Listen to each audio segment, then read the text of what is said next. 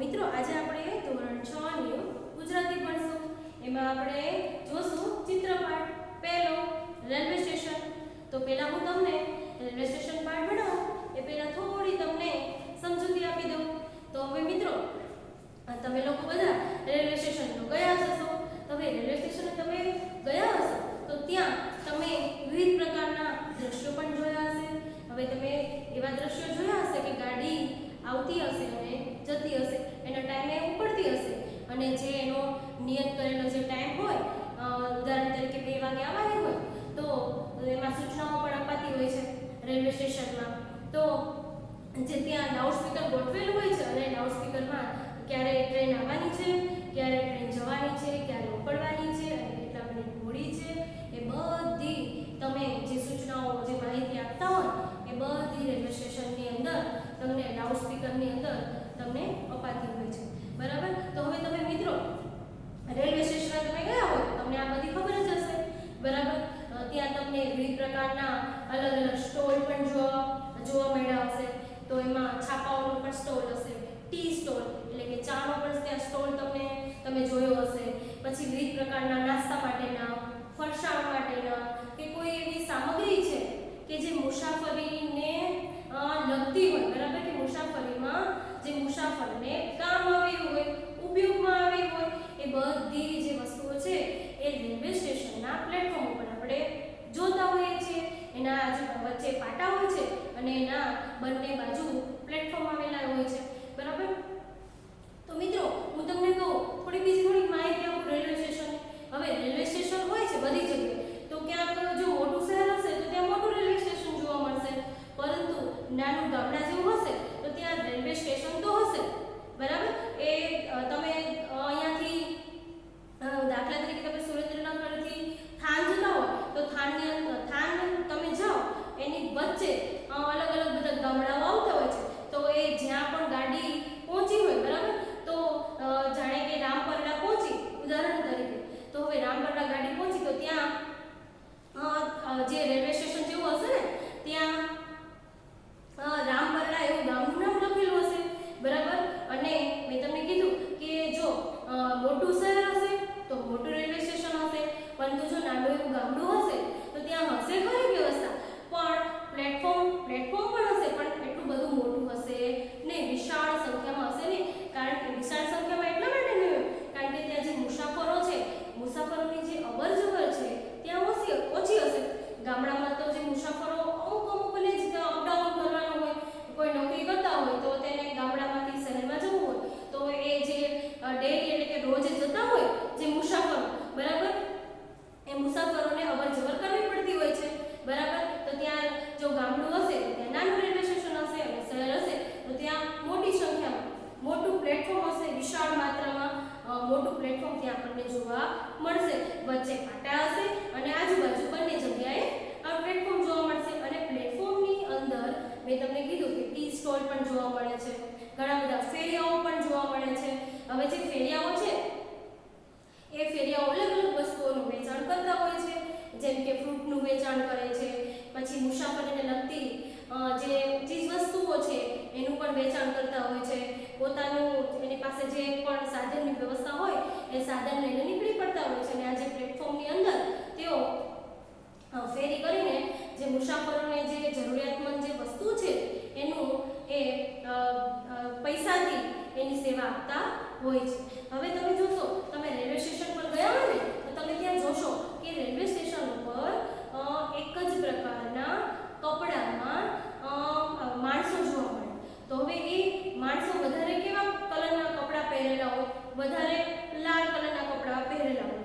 તો હવે એ શું કરશે, એમનું કામ શું હશે, એ જે મુસાફરોનો વધારે સામાન હશે ને એ સામાન લઈ લેશે અને જ્યાં ત્યાં જે જગ્યાએ એમને જે સ્થળે મોકલવાનો હશે, પહોંચાડવાનો હશે, એ મુસાફર પાસેથી એ સામાન લઈને જે સ્થળે મુસાફરને પહોંચાડવાનો છે એ સ્થળે મુસાફર એની સાથે આવશે અને સામાન લઈ લેશે અને પછી જે એના પૈસા થતા હશે એ એના પૈસા મુસાફર એને ચૂકવી દેશે. હવે એને શું કહેવાશે, કુલી કહેવાશે. એને શું કહેવાશે, કુલી. બરાબર. એ વધારે લાલ કપડામાં જોવા મળે છે એટલે એનો જે ડ્રેસ છે એ અલગ અલગ પ્રકારનો પણ હોઈ શકે, પરંતુ જો લાલ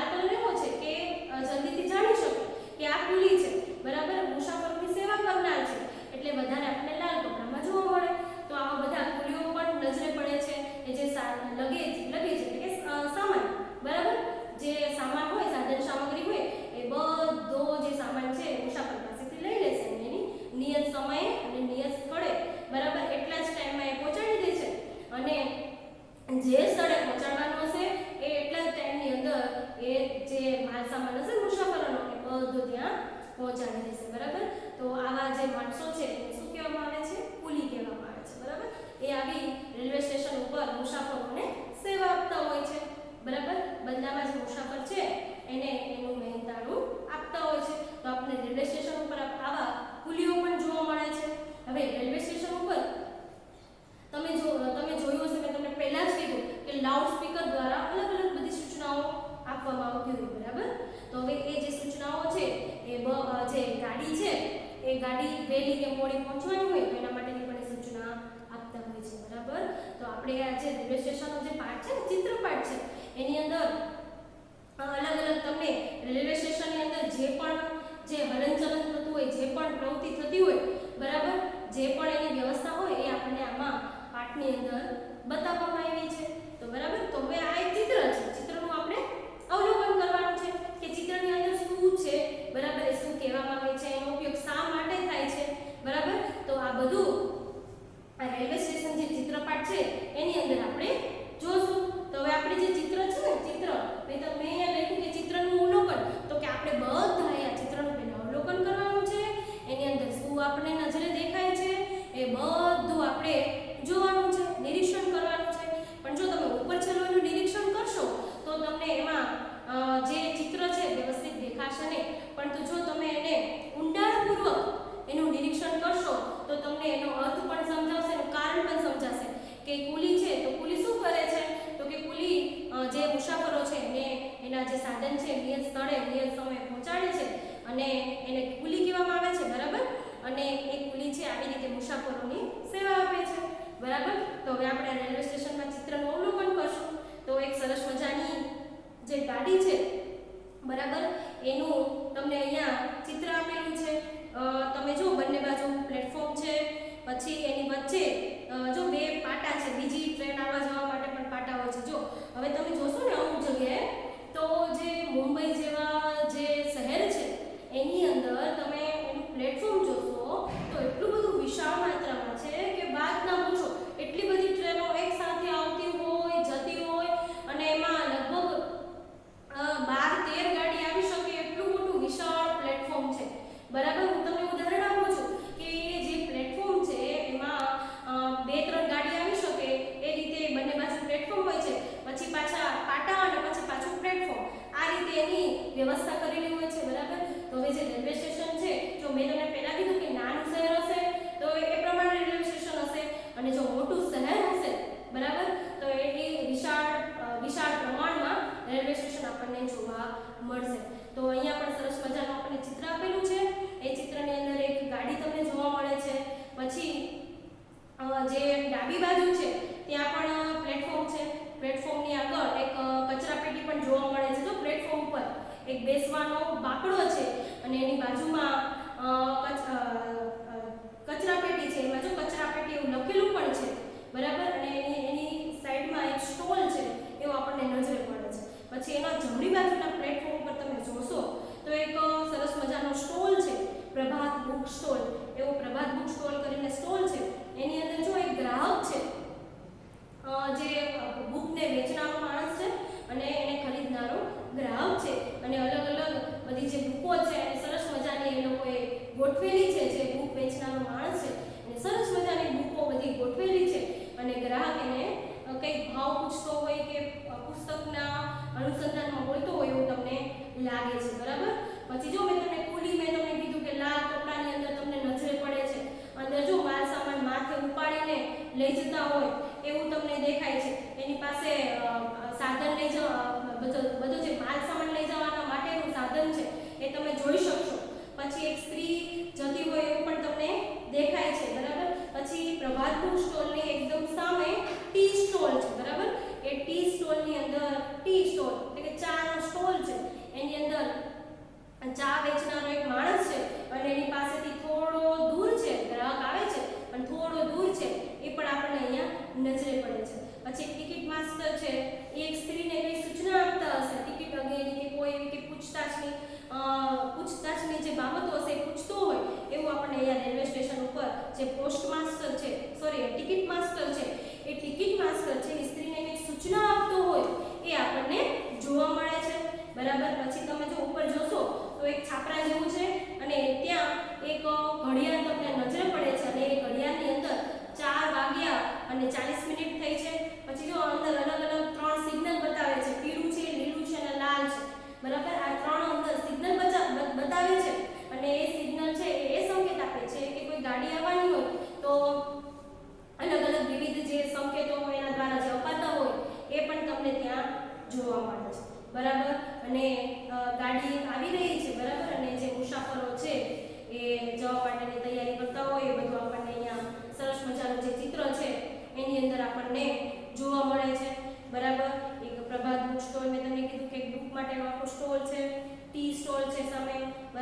ટી સ્ટોલની અંદર એક વ્યક્તિ છે, એની પાસે જો બધો સામાન પણ તમે ઊંડાણપૂર્વક જોશો તો તમને દેખાશે એ ચા બનાવી રહ્યો છે.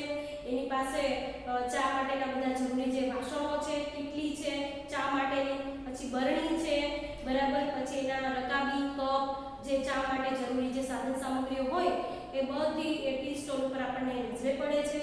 અને સરસ મજાના અક્ષર લખેલું છે ટી સ્ટોલ, બરાબર. પ્રભાત બુક સ્ટોરમાં એવી છે વિવિધ પુસ્તકો, બુક સ્ટોલ એટલે કે બુકનો અલગ અલગ વિવિધ પુસ્તકો મળે છે. આમ આપણે આ રેલવે સ્ટેશનની અંદર સરસ મજાનું ચિત્ર આપણને નિરીક્ષણ કર્યું તો આપણને આ બધું જોવા મળ્યું. હવે રેલવે સ્ટેશન ઉપર આપણે જોશું તો અંદર એક લાઉડ સ્પીકર પણ જોવા મળે, બરાબર. હવે લાઉડ સ્પીકર શું આપણને જોવા મળે તો કે લાઉડ સ્પીકરની અંદર વિવિધ સૂચનાઓ આપવામાં આવતી હોય. હવે લાઉડ સ્પીકરમાં તમે તો ગયા હશો રેલવે સ્ટેશન, તમને ખબર હશે કે એમાં શું સૂચનાઓ આપવામાં આવતી હોય, બરાબર. કોઈ ટ્રેન છે, ગાડી છે, એ મોડી હોય 10 મિનિટ, બરાબર, 10 મિનિટ મોડી આવવાની હોય તો એના માટેની પણ સૂચના આપશે કે આ હું તમને ઉદાહરણ આપું કે અમદાવાદથી જે સુરેન્દ્રનગર આવતી જે ટ્રેન છે એ 10 મિનિટ મોડી પહોંચશે તો એના માટેની પણ સૂચનાઓ આપવામાં આવે છે. અને એ સૂચનાઓ અલગ અલગ ભાષામાં પણ આપવામાં આવે છે. હવે કોઈ મુસાફર છે કે જેની ગુજરાતી ભાષા શું છે એ ખબર નથી, બરાબર, એને બોલતા નથી આવડતું અને કદાચ એને સાંભળવા મળે તો એને ખબર નથી કે આ શું બોલે છે, બરાબર. હવે આપણે બીજા પ્રદેશની અંદર ગયા હોય, બરાબર, હું તમને ઉદાહરણ આપું તો બીજા પ્રદેશની અંદર ગયા હોય તો હવે જાણે કે કન્નડ ભાષા છે, તેલુગુ ભાષા છે, ઇટાલિયન ભાષા છે, બરાબર. તો હવે આ ભાષા આપણને એ લોકો આપણને બોલતા હોય, બરાબર, પણ આપણને શું બોલે આપણને ખબર પડે નહીં. એટલા માટે આજે લાઉડ સ્પીકરની અંદર ગુજરાતીમાં પણ ગુજરાતી ભાષામાં પણ એ સૂચનાઓ આપવામાં આવતી હોય, હિન્દી ભાષામાં પણ સૂચનાઓ આપવામાં આવતી હોય અને ઇંગ્લિશ ભાષામાં પણ સૂચનાઓ આપવામાં આવતી હોય છે, બરાબર. એમાં અલગ અલગ અવાજમાં, બરાબર, એ સૂચનાઓ આપવામાં આવે છે. હવે કોઈ ગાડી આવવાની હોય અને એ ગાડી કોઈ કારણોસર મોડી પડી હોય, બરાબર, તો એના માટેની પણ સૂચના આપવામાં આવે. પછી કોઈ ગાડી છે એ કેન્સલ થઈ હોય કોઈ અન્ય કારણોસર, બરાબર, તો એ કેન્સલ થઈ હોય તો કેન્સલને લગતી પણ ત્યાં સૂચનાઓ આપવામાં આવે છે. કોઈ ગાડી વહેલી આવવાની હોય 10 મિનિટ તો એના માટેની પણ સૂચનાઓ આપવામાં આવતી હોય, બરાબર. હવે હું તમને ઉદાહરણ આપું કે કોઈ ગાડી 4 વાગે અને 50 મિનિટે આવવાની હોય, બરાબર, તો એના માટેની પણ સૂચનાઓ આપવામાં આવતી હોય, બરાબર. વિવિધ પ્રકારની સૂચનાઓ આપવામાં આવે. હવે રિઝર્વેશનને લગતી કોઈ બાબત હોય તો એના માટેની પણ કયો જે ડબ્બો છે ક્યાં ઊભો રહેશે, કયું એન્જિન ક્યાં ઊભું રહેશે, એ બધી અંદર સૂચનાઓ આપવામાં આવતી હોય. હવે તમને બધાને ખબર જ છે ને કે ગાડીનો જે પહેલો ડબ્બો છે અને છેલ્લો ડબ્બો છે એમાં એન્જિન હોય, બરાબર, એ તો બધાને ખબર જ છે. એટલે આવી બધી અલગ અલગ લાઉડ સ્પીકર દ્વારા સૂચનાઓ આપવામાં આવતી હોય, બરાબર. અને એ સૂચનાઓ પણ અલગ અલગ ભાષામાં આપવામાં આવતી હોય, કારણ કે મુસાફર કરનારા એક પ્રદેશના કે કોઈ એક સ્થળના હોતા નથી, બધા વિવિધ જગ્યાએથી મુસાફરી કરતા હોય છે. એટલે શું હોય છે એ લોકો ત્રણ જાતની જે ભાષા છે, બરાબર, એમાં એ બધી જે સૂચનાઓ છે એ આપવામાં આવતી હોય છે, બરાબર. હવે તમે રેલવે સ્ટેશન કે બસ સ્ટેશન, હવે તમને સાથે બસ સ્ટેશન પણ કહો. બસ સ્ટેશનની અંદર તમને શું હોય છે તો કે બસ સ્ટેશનમાં પણ જે બસો આવતી હોય તો બસો માટેના ટાઈમ લખેલા હોય, કઈ બસ નડિયાદથી વાયા વડોદરા કે એવી રીતે જતી હોય. તમને ઉદાહરણ આપું છું કે નડિયાદથી વાયા વડોદરા જવાની હોય, વડોદરાથી અમદાવાદ જવાની હોય, તો આ બધી સૂચનાઓ છે એ સૂચનાઓ બધી બસ સ્ટેશન પર આપવામાં આવતી હોય છે. અને રેલવે સ્ટેશન પર એક સરસ મજાનું સમયનું આખું પત્રક હોય છે, બરાબર. કઈ ગાડી છે એ કયા વારે આવે છે, કયા દિવસે આવે છે, અને ઘણી ગાડીઓ રોજે ના આવતી હોય રેલવે સ્ટેશન ઉપર. ઘણી ગાડીઓ અઠવાડિયામાં એક વખત કે 2 વખત આવતી હોય કે નિયત કરેલા સમય ઉપર આવતી હોય. એક તમને ઉદાહરણ આપું કે કોઈ ગાડી છે બુધવારે જ આવતી હોય, દર બુધવારે જ આવતી હોય, બરાબર, પણ હવે કોઈ કારણોસર એ ગાડી બુધવારે નથી આવી શકતી, બરાબર, પણ ગુરુવારે આવશે તો એ માટેની પણ એ સૂચના આપવામાં આવતી હોય છે, બરાબર. હવે મેં તમને કીધું કે કોઈ કેન્સલ થઈ હોય, બરાબર, તો એની પણ લાઉડ સ્પીકરમાં સૂચનાઓ આપવામાં આવે. હવે એની અંદર તમને મેં કીધું કે આખું સમયનું પત્રક આપવામાં આવેલું હોય. એ તમે જ્યાં ટિકિટ લો ને રેલવે સ્ટેશન ઉપર ટિકિટ બારી ઉપર, એટલે એ ટિકિટ બારીની સામે જો મોટું શહેર હશે તો ત્યાં સમયપત્રક આપેલું હશે. એ સમયપત્રકની અંદર કઈ ગાડી ક્યાં જવાની છે, કઈ ગાડીનો કેટલો ટાઈમ છે, કઈ ગાડી કેટલા મિનિટ ત્યાં સ્ટોપ રહેશે એટલે કેટલા મિનિટ ત્યાં ઊભી રહેશે, કેટલા વાગે ઉપડશે, આ બધું આખું જે લિસ્ટ છે એની યાદી છે એ તમને રેલવે સ્ટેશન ઉપર જોવા મળે છે, બરાબર. હવે તમને રેલવે સ્ટેશન ઉપર અલગ અલગ વિભાગો હોય છે. હવે હવે ત્યાં તમે જોજો અલગ અલગ બધી બારીઓ હોય છે. તો અમુક બારીઓમાં ટિકિટ માટેની હોય બારી, અમુક પૂછતાછ માટેની હોય. હવે આપણને ખબર ના હોય, આપણે પહેલી વખત ગયા હોય કે બરાબર, આપણને ખબર ન હોય કે આપણે અહીંયા જવાનું છે, તો એના માટેની કઈ ટ્રેન હશે, તો એના માટે આપણે શું કરવાનું કે ત્યાં પૂછતાછ બારી હોય છે બરાબર. તો એ પૂછતાછ બારીમાં જઈને આપણે પૂછી શકીએ કે આ ગાડી છે એ ક્યારે આવશે, કેટલા વાગે આવશે, ક્યારે ઉપડશે બરાબર. આ માટેની બધી માહિતી છે એ પૂછતાછ બારી પરથી આપણને મળી રહે છે.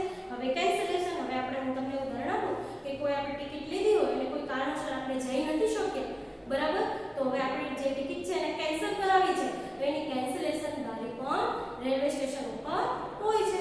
હવે રિઝર્વેશન, હવે રિઝર્વેશન એટલે શું, પહેલા તો હું તમને એનો અર્થ સમજાવું. તો કે રિઝર્વેશન એટલે કે તમારે તમે એવું વિચારો છો કે મારે 15 દિવસ પછી બરાબર તમારે કોઈ સ્થળે જવું છે અને એની તમારે ટિકિટ અત્યારથી જ લઈ લેવી છે બરાબર.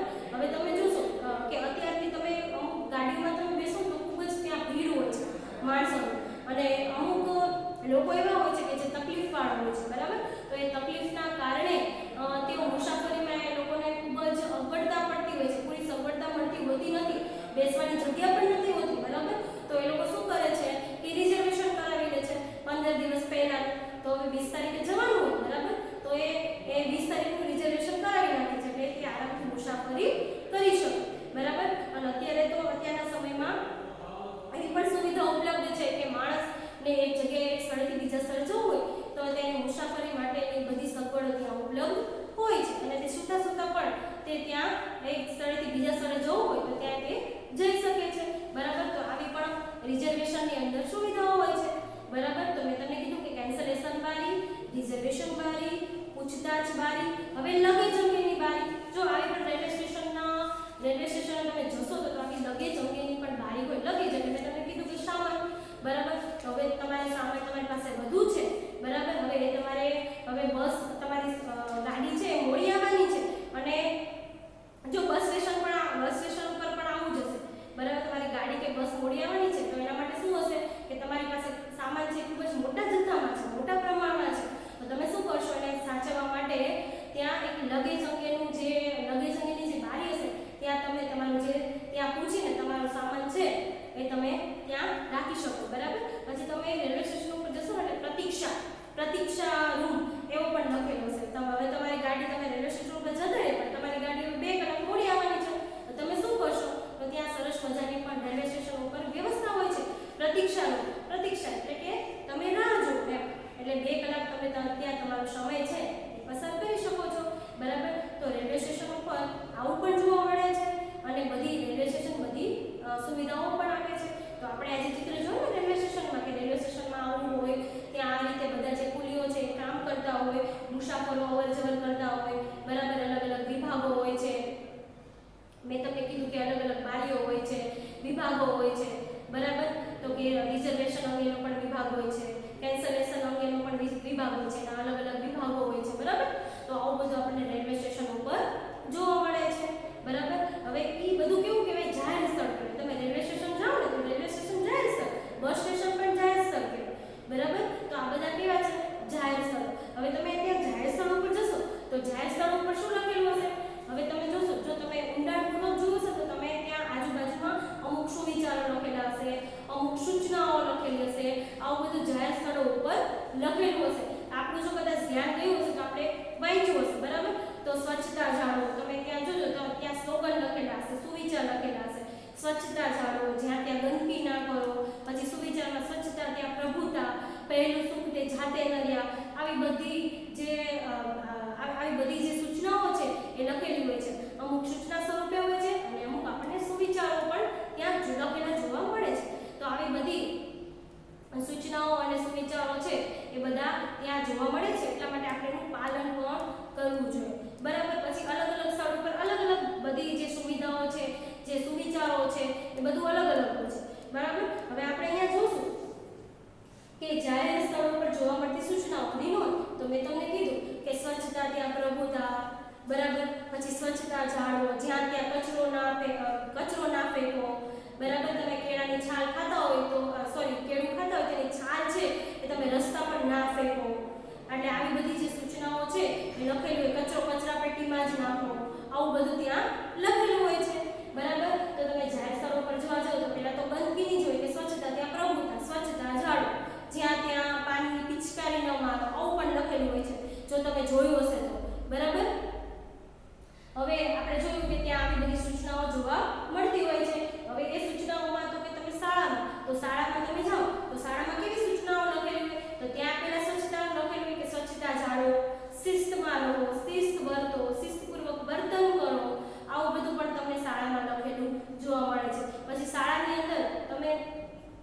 રોજ સ્કૂલે આવો છો તો ઘણા બધા તમારી આજુબાજુમાં દિવાલ ઉપર સુવિચારો પણ લખ્યા હશે. જો તમે જોયા હશે, જોયું હશે ઊંડાણપૂર્વક તો તમને ખબર પડશે.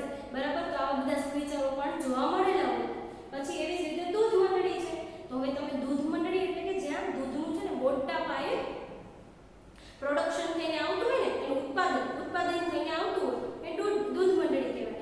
હવે તો દૂધ મંડળી છે તો દૂધ મંડળીની અંદર જે વાસણો હોય ખૂબ જ મોટા હોય અને મોટા પ્રમાણમાં દૂધનું ત્યાં દૂધ સલામતીથી જળવાઈ રહે એના માટેની ત્યાં વ્યવસ્થા કરવામાં આવેલી હોય. હવે દૂધ મંડળીમાં શું સૂચનાઓ લખેલી હશે? હવે ત્યાં તો સુવિચારો તો નહીં જ લખેલા, પણ સૂચના હશે કે દૂધનો બગાડ ના કરો, પછી જ્યાં ત્યાં ગંદકી ન કરો, ત્યાં પણ સ્વચ્છતા જાળવવા માટેનું કીધું જ હશે દૂધ મંડળીમાં પણ. બરાબર, હવે તમે જ્યારે પણ દૂધ મંડળીમાં જાઓ ને ત્યારે તમે જોજો ત્યાં આવું કંઈ લખેલું હશે, સૂચનાઓ લખેલી હશે કે દૂધનો બગાડ ના કરો. આ બધી ઘણી બધી સૂચનાઓ ત્યાં લખેલી હશે. જાઓ ત્યારે આ બધી સૂચનાઓની નોંધ લેજો. પછી છે દવાખાનું. હવે તમે દવાખાને જાઓ તો દવાખાનાની અંદર ઘણી બધી સૂચનાઓ લખેલી હોય છે. તો હવે અહીંયા એમ તમે કીધું કે સ્વચ્છતા, તમે ત્યાં જશો તો સ્વચ્છતા તો લખેલું જ હશે, સ્વચ્છતા જાળવો. બરાબર, અવાજ ના કરો. હવે દવાખાનામાં ગયો, હવે ત્યાં તમે મોટેથી બોલો અને મોટેથી નાના છોકરા છે એ બૂમો પાડતા હોય તો એ સારું લાગશે નહીં. એટલે ત્યાં જો લખેલું જ હશે કે અવાજ ના કરો, ધીમેથી બોલો. બરાબર, પછી સ્વચ્છતા જાળવો. એ પણ મેં તમને કીધું કે એ તો બધી જગ્યાએ પહેલા જ આવશે. પછી કોઈ કેસને લગતી બાબત હોય તો એની પણ સૂચનાઓ ત્યાં લખેલી હશે. પછી કોઈ વિભાગ છે એ ફેરવેલો હશે. હવે હું તમને કહું કે આંખનો વિભાગ હોય, કોઈ દવાખાને ગયો હોય આંખનો વિભાગ પહેલા જે ડોક્ટર આવતા હોય, હવે ત્યાં ડોક્ટર આવવાના નથી ને બીજા રૂમમાં આવવાના છે, તો એના માટેની પણ ત્યાં સૂચનાઓ તો લખેલી જ હશે. પછી માતૃ કલ્યાણ વિશેની પણ લખેલી હશે. પછી શિક્ષણ, આરોગ્ય શિક્ષણ વિશેની પણ લખેલી હશે. પછી કોઈ રોગ છે જે શીતળા રોગ છે, શીતળા રોગ નાબૂદ થઈ ગયો છે તો એ શીતળા નાબૂદીની પણ સૂચનાઓ ત્યાં લખેલી હશે. માતૃ કલ્યાણની, પછી બેટી બચાવો એવી પણ ત્યાં સુવિચાર એવો લખેલો હશે. પછી ભગવાનનું સરસ મજાની, તમે દવાખાને જશો તો ભગવાનની સરસ મજાની મૂર્તિ હશે અને સરસ મજાની પ્રે કરતા હોય, પ્રાર્થના કરતા હોય એવું પણ ચિત્ર તમને ત્યાં જોવા મળે. એટલે માતૃ કલ્યાણ ને આવા બધી અલગ બધી જે સૂચનાઓ છે એ તમને દવાખાનાની અંદર જોવા મળશે. બરાબર, હવે છે બસ સ્ટેશન. તો બસ સ્ટેશનમાં છે એ થોડું રેલવે સ્ટેશનને લગતું છે. બરાબર, તો ત્યાં પણ સ્વચ્છતા જાળવો. પછી જે બસ વહેલી આવવાની હોય અથવા મોડી આવવાની હોય તો તે માટેની પણ સૂચનાઓ છે એ તમને બસ સ્ટેશન ઉપર જોવા મળે. હવે બસ સ્ટેશનમાં ઘણા બધા મુસાફરો માટેની જે સેવાઓ હોય, તો હવે જે બસ છે એ ફૂલ થઈ ગઈ, બરાબર, તો એના માટેની પણ સૂચના હોય કે હવે બસમાં જગ્યા નથી, તો એના માટેની પણ સૂચનાઓ ત્યાં આપવામાં આવતી હોય છે. તો બસ સ્ટેશનની અંદર પણ આવી બધી સૂચનાઓનો અમલ કરવો જોઈએ. બરાબર, હવે આપણે ઉદાહરણ મુજબ શબ્દ બનાવો લખેલું છે. તો હવે રેલવે, તો રેલવે સ્ટેશન. એવી રીતે બસ, તો બસ સ્ટેશન. પછી જો રિક્ષા, તો રિક્ષા સ્ટેન્ડ. તો વિમાન હોય તો એનું સ્ટેન્ડ તો કઈ હોય નહીં, તો એને શું કહેવાય? એરપોર્ટ. વિમાન તો એરપોર્ટ. હેલિકોપ્ટર હોય તો એનું સ્ટેન્ડ શું છે? હેલિપેડ છે. જહાજ, તો જહાજ ક્યાં ઊભા રહે? બંદર ઉપર ઊભા રહે. બરાબર, તો આવી રીતે તમને સમજાયું કે રેલવે તો રેલવે સ્ટેશન. આવી રીતે એના અલગ સ્ટેન્ડ હોય છે કે ત્યાં જે ઊભા રહેતા હોય છે અને ત્યાં જેનો નિયત સમય નક્કી કરેલો હોય છે. બરાબર, તો હવે આપણે જોશું અંદર. હવે એમાં મેં તમને કીધું કે આ જે ચિત્રનું આપણે અવલોકન કર્યું, તો મેં તમને કીધું કે અંદર ઘડિયાળમાં 4:40 થઈ છે, કયા ફેરિયાઓ છે. તો હવે બધાએ ચિત્રનું અવલોકન કરી લીધું છે એટલે તમને બધાને ખબર જ હશે. બરાબર, છતાં આપણે એક વખત જોઈ લઈએ છીએ. હવે જો ચિત્રમાં કોણ નજરે પડે છે, તો કે ચિત્રની અંદર ફેરિયાઓ છે, પછી કુલીઓ આપણને જોવા મળે છે, પછી અલગ સ્ટોલ આપણને જોવા મળે છે. આવું બધું આપણને આ ચિત્રની અંદર જોવા મળે છે. હવે ચિત્રમાં કયા સ્ટોલ નજરે પડે છે? તો કે પ્રભાત બુક સ્ટોલ અને ટી સ્ટોલ જેવા સ્ટોલ છે એ નજરે પડે છે. બરાબર, ઘડિયાળમાં કેટલા વાગ્યા છે તો તમે જોઈ લેજો. ઘડિયાળમાં કેટલા છે? 4:40 થઈ છે. કયા ફેરિયાઓ નજરે પડે છે? તો જો ફેરિયાઓ માટે મેં તમને કીધું કે માલ સામાન લઈ જનાર ફેરિયાઓ છે, પછી ટી સ્ટોલ વાળા છે, પછી જો ફ્રૂટ વાળો એક ફેરિયો પણ આપણને જોવા મળે છે. બરાબર, તો આવા બધા જે ફેરિયાઓ છે એ નજર પડે છે. બરાબર, હવે આપણે રેલવે સ્ટેશન કે બસ સ્ટેશન ઉપર ગયા હોય તો ત્યાં આપણા અનુભવના આધારે આપણે થોડા પ્રશ્નોના જવાબ લખવાના છે. બરાબર, તો હવે હું તમારે બધાએ હોમવર્કની અંદર એક વખત તમને કહી દઉં છું. બરાબર, તમારે હોમવર્કની અંદર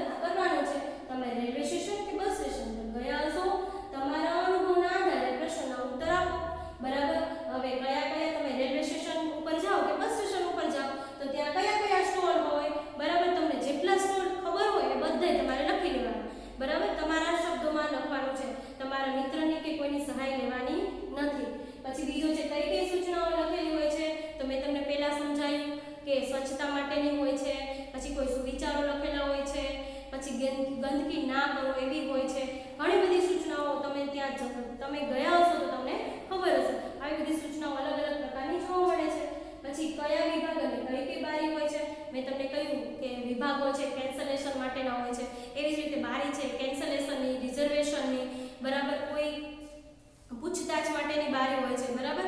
આવી અલગ અલગ પ્રકારની બારીઓ અને વિભાગો જોવા મળે છે. પછી લાઉડસ્પીકર દ્વારા કઈ કઈ સૂચનાઓ અપાતી હોય છે, તો જે ટ્રેન કે બસ છે, હવે આપણે અહીંયા રેલવે સ્ટેશનની અને બસ સ્ટેશન બંનેની વાત કરીએ છીએ, બરાબર. તો તમે લાઉડસ્પીકરમાં સાંભળેલી હશે, મેં તમને સમજાવ્યું કે ગાડી કોઈ વહેલી આવવાની હોય, મોડી આવવાની હોય, અથવા કોઈ ગાડી કેન્સલ થઈ હોય એના માટેની જે સૂચનાઓ છે. પછી તમને એક બીજું કહું કે કોઈ અજાણ્યો પદાર્થ છે એ કોઈ મળી આવે તો એના માટેની પણ સૂચનાઓ આપવામાં આવતી હોય છે લાઉડસ્પીકર દ્વારા. પછી છે કયા ફેરિયાઓ જોવા મળે છે, તો કે ફ્રૂટ વાળો ફેરિયો, શાક વાળો ફેરિયો, પછી અલગ અલગ પ્રકારની જે વસ્તુઓ વેચતો હોય કે મુસાફરી દરમિયાન જે મુસાફરને જરૂરિયાતમંદ વસ્તુ હોય એ બધી વસ્તુઓ છે એ આ ફેરિયાઓ વેચતા જોવા મળે છે. હવે જાહેર સ્થળોની સ્વચ્છતા જાળવવા માટે તમે શું કરશો, હવે આ આપણી જાતે લખવાનો છે કે આપણે જ્યાં ત્યાં ગંદકી ફેલાવશું નહીં, કોઈ કચરો ફેંકતા હશે તો આપણે એને કચરાપેટીમાં નાખવાનું કહેશું, અથવા આપણે જે કચરો એને ફેંક્યો હશે એ લઈ લેશું અને આપણે કચરાપેટીમાં નાખી દેશું. આવી બધી આપણે સ્વચ્છતા જાળવવા માટેના પ્રયાસો કરશું, બરાબર. તો તમને બધાને આ રેલવે સ્ટેશન જે પાઠ છે એ સમજાઈ ગયો હશે, બરાબર. હું એવી આશા રાખું છું કે બધાને સમજાઈ ગયો હશે રેલવે સ્ટેશન પાઠ, બરાબર. તો તમે બધાએ મને સરસ રીતે સાંભળી એના માટે થેન્ક યુ. અને બધાએ હોમવર્ક ફરજિયાત કરવાનું જ છે.